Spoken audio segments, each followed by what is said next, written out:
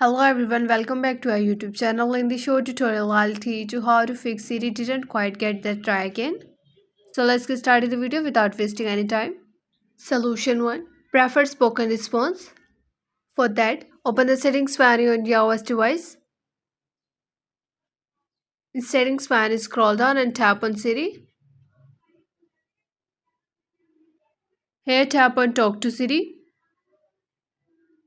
Here make sure that Siri or Hey Siri option is selected. And make sure that the toggle for press side button for Siri is turned on. After that, go back to the previous menu and tap on Siri response. Here, make sure that prefer spoken response option is selected. Solution 2. Turn on Siri and detection. For that, open the settings menu on your iOS device. In the settings menu, scroll down and tap on screen time.